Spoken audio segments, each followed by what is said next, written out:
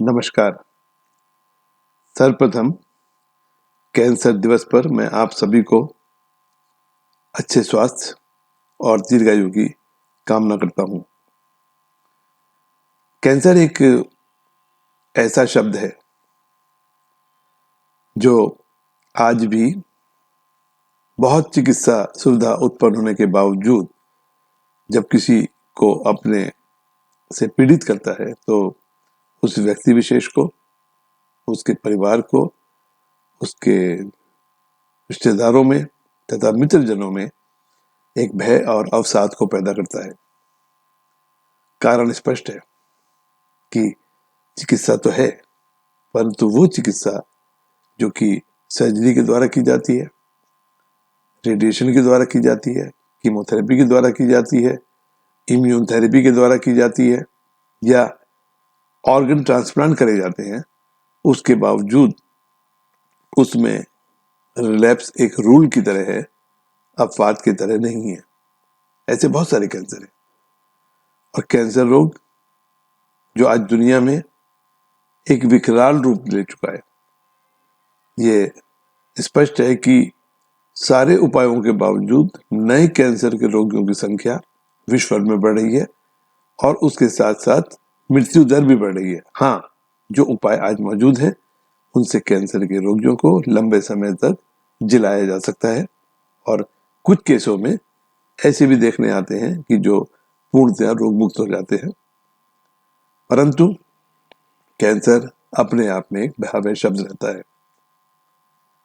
और कैंसर रोगियों में केवल मां के दूध पर रहने वाले बच्चे, बालक, युवा, वृद्ध, गरीब, अमीर, सभी धर्म जातियों में समान रूप से ये बीमारी पाई जाती है। हाँ, स्थान विशेष पर खान पान की हैबिट के कारण कुछ या आनुवंशिकी कारणों के कारण कुछ कैंसर अलग अलग तौर से पाए जाते हैं। परंतु क्या हमें कैंसर रोग से डरना चाहिए? तो मेरा कहना है कि बिल्कुल नहीं। और ये कहना केवल कहने मात्र पर सीमित नहीं है, ये कहना है उस अनुभव पर जो मुझे और मेरे स्वर्गीय पिता ने करीब 60 वर्ष के चिकित्सा जीवन में प्राप्त किया। मुझे आज 42 वर्ष से ज्यादा कैंसर रोग की चिकित्सा में हो चुके हैं और मैंने अपने अनुभव में पाया है कि खान पान, रहन सहन और खनिज धातुओं पर आधारित आयुर्वेदिक औषधियों के संयोग से यदि विधिवत पालन किया जाए तो विभिन्न प्रकार के अंतिम अवस्था में पहुंचे हुए रोगी भी इससे ठीक हो सकते हैं। और ये मैं ऐसा देख चुका हूं जो आज करीब 3 दशक से जिंदा है। परंतु एकल प्रयोग अलग अलग तरह के जो 700 तरह के कैंसर हैं उनमें किसी को ठीक करना इस आयुर्वेदिक चिकित्सा को प्रतिपादित नहीं करता है। तो इसके लिए एक अभिनव प्रयोग किया गया। 1997 में भारत सरकार के स्वास्थ्य मंत्रालय के अंतर्गत एक परियोजना प्रारंभ की गई जिसमें एक तरह के ब्लड कैंसर की चिकित्सा के लिए ऑल इंडिया मेडिकल इंस्टीट्यूट के IRCH के रेफरेंस लेबोरेटरी को चुना गया। तो उसमें इस परियोजना में शामिल होने वाले मरीजों का पहले टेस्ट हुआ, इलाज के दौरान हुआ और इलाज के बाद हुआ। तो इस परियोजना में 15 लोगों ने शामिल हुए, जिसमें से 9 लोगों को बीमारी एक बार हुई थी, एलोपैथिक चिकित्सा दी गई थी और वो ठीक हुए और उसके बाद बीमारी रिलैप्स हो गई थी। ऐसे लोगों की प्रोग्नोसिस एलोपैथी में बुरी होती है, उनमें उनकी संभावनाएं कम हो जाती हैं। और 6 रोगी ऐसे थे जिन्होंने इलाज डायग्नोज होने के तुरंत बाद आयुर्वेदिक चिकित्सा के लिए भाग लेने के लिए सहमति प्रदान की। तो इनमें से 4 रोगियों की मृत्यु पहले 1 हफ्ते में ही हो गई, पहले 1 महीने के अंदर ही हो गई, क्योंकि इसमें ब्लड कंपोनेंट बहुत कम हो जाते हैं और उसमें अचानक हेमरेजों की मृत्यु होती है। परंतु 11 मरीजों ने 90 दिन का सेट प्रोटोकॉल पूरा किया। तो कैंसर विशेषज्ञों की जो समिति इसमें शामिल थी उन्होंने इन 11 लोगों को ही इसमें शामिल होना माना, क्योंकि 90 दिन का प्रोटोकॉल इन्होंने पूरा किया था। और 90 दिन के बाद एक अप्रत्याशित रिजल्ट हमारे सामने थे कि 11 के 11 मरीज रोग से पूरी तरह मुक्त थे। इसके बाद इनको 3 साल तक देखा गया, तो 3 साल के बाद भी पाया गया कि ये रोगी पूर्णतः ठीक है। इतना नहीं, इस तरह के रक्त कैंसर का जो पहला मरीज मेरे पिताश्री द्वारा 1982 में अलीगढ़ में हुआ था, वो आज भी 37 साल के बाद इस रोग से पूर्णतः मुक्त है और इनमें किसी भी तरीके का साइड इफेक्ट नहीं देखा गया, न किसी तरह की पुनरावृत्ति देखी गई।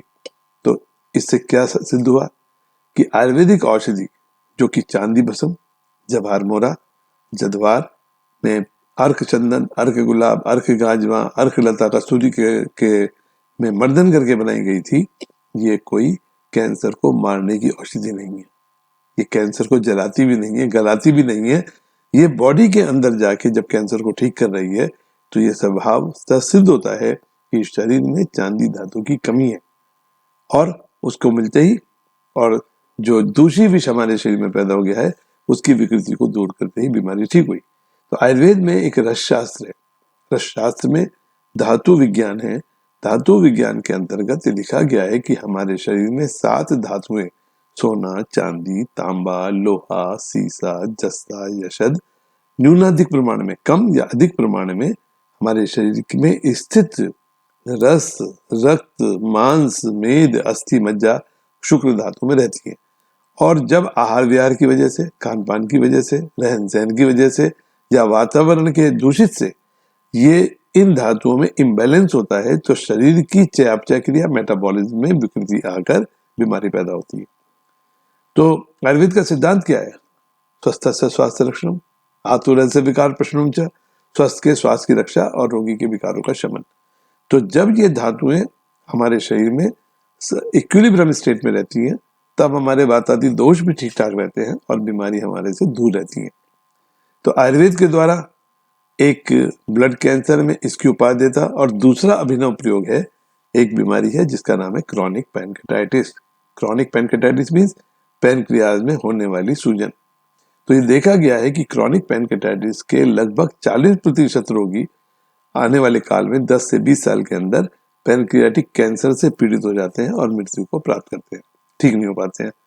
परंतु आयुर्वेद में तांबा, पारा, गंधक के योग से बनी हुई एक औषधि जिसको बनाने में करीब 2 से 3 साल लगते हैं, वो पैनक्रेटाइटिस के रोगियों को पूरी तरीके से ठीक करती है।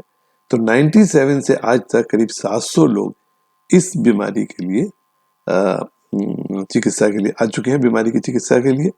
और इसमें देखा गया है कि करीब 85% पेशेंट पूरी तरीके से रोग मुक्त हो चुके हैं। पर रोग मुक्त औषधि से नहीं होते हैं। आयुर्वेद में लाइफस्टाइल का वर्णन है, आहार का वर्णन है, दिनचर्या का वर्णन है कि हम सोएं कब, उठें कब, कितना खाएं, कब खाएं। एक तो था अनशन, लॉन्ग गैप ऑफ ईटिंग, अध्यशन, अभी खाया फिर दोबारा खा लिया, अतिशन, ज्यादा खाना, तो और मिथ्याकाल, बेमौसमी फलों को खाना, बेमौसमी सब्जी को खाना, बेमौसमी अनाज को खाना। इन सबको कारण जब शरीर के अंदर विधायी पैदा होते हैं, विधायी मतलब अम्लता पैदा होती है, गैसेस पैदा होती हैं, तो शरीर का जो तंत्र है, जो स्वस्थ तंत्र है, वो विकृति को प्राप्त होता है। तो जिस तरह दिमाग में गुस्सा आने से एक नॉर्मल आदमी शोभित होके आतंकवादी की तरफ जाता है, उसी तरह बॉडी के अंदर जैसे जैसे अम्लता बढ़ती है, और अम्लता केवल खाने से नहीं होती है, आप ठीक खाइए पर ठीक से सोइए नहीं तो भी हो जाएगी। तब वो अम्लता शरीर में दाह पैदा करती है, दाह से शोथ पैदा होता है, शोथ से रोग पैदा होता है। तो क्रॉनिक पैनक्रेटाइटिस आज के जमाने की एक ऐसी बीमारी है जो पैनक्रियाटिस में सूजन हो गई, और सूजन होने से उसके एंजाइम्स आने बाहर बंद हो गए और उस एंजाइम्स ने अपने अंदर ही खाना शुरू किया। तो आयुर्वेदिक औषधि जो तांबे के साथ बनी हुई है, वो जब इसमें फायदा कर रही है, तब ये एक्सपेरिमेंट में पाया गया है कि इस औषधि से पैनक्रेटाइटिस की सूजन धीरे धीरे खत्म हो जाती है। ये अनुभव, ये एक्सपेरिमेंट से सिद्ध हुआ है आदमियों में भी और एनिमल्स में भी। जबकि एलोपैथी में जो स्टेरॉइड्स दिए जाते हैं एंटी इन्फ्लेमेटरी के तौर पर, या नॉन स्टेरॉइडल एंटी इन्फ्लेमेटरी दिए जाते हैं, वो इसमें काम नहीं करते।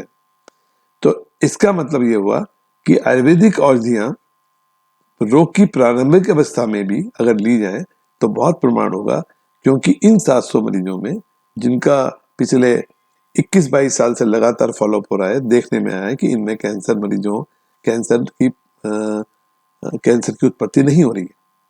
तो कैंसर के होने के बाद, ब्लड कैंसर के होने के बाद, और एक ऐसे भी रोगी हैं जिनको ब्लड कैंसर में बोन मैरो ट्रांसप्लांट हुआ, उसके बाद बीमारी दोबारा होगी, क्योंकि बोन मैरो ट्रांसप्लांट तो हो गया पर वो सारे कारण हमारे शरीर में मौजूद थे जिससे बीमारी हुई थी, इसलिए नई बोन मैरो भी आके उस रोग को पैदा कर देती है। तो ऐसी अवस्था में जब बीमार बिल्कुल असाध्य अवस्था में था, उस समय में आयुर्वेद के द्वारा उसको वापस नॉर्मल कंडीशन में करना और पैनक्रेटाइटिस रोग को रोक कर कैंसर को आगे ना होने देना, इसका मतलब है कि आयुर्वेद स्वस्थ के स्वास्थ्य की रक्षा भी करती है और रोगी के विकारों का शमन भी करती है, जो कि इसके सिद्धांतों में है। तो मैं आज के दिन यही कहना चाहूंगा कि कैंसर एक भयावह शब्द जरूर है, मृत्यु दर इससे बढ़ रही है और इसके रोगियों की संख्या बढ़ रही है। तो हमारा ये फर्ज बनता है कि हम ऐसे रोग को, जो हमारे मानसिक, शारीरिक और आर्थिकी को इफेक्ट करता है, उसमें आयुर्वेद के सिद्धांतों को अपनाएं। खान पान, रहन सहन और कुछ खनिज धातुएं, क्योंकि आजकल ये खनिज धातुएं हमारे वातावरण से खत्म हो रही हैं। जमीन में बढ़ती हुई वो फर्टिलाइजर्स, बढ़ते हुए केमिकल्स, उनकी वजह से ज्यादा उत्पादन लेने से जमीन की उर्वरक शक्ति खत्म हो रही है। तो इन खनिज धातुओं के तत्वों को अगर लोग चाहें तो अनुसंधान करके इनको एक प्रिवेंटिव मॉडल के तौर पर भी तैयार किया जा सकता है। तो नटशेल में मैं यही बोलूंगा कि कैंसर एक खराब बीमारी होते हुए भी, एक असाध्य बीमारी होते हुए भी, आयुर्वेद के सिद्धांतों को पालन करके इस रोग से अच्छी तरीके से बचा जा सकता है और होने के बाद भी उपाय किए जाएं तो बहुत हद तक हम इस पर काबू पा सकते हैं। इन्हीं शब्दों के साथ मैं पुनः आपको उत्तम स्वास्थ्य की कामना करता हूँ। धन्यवाद।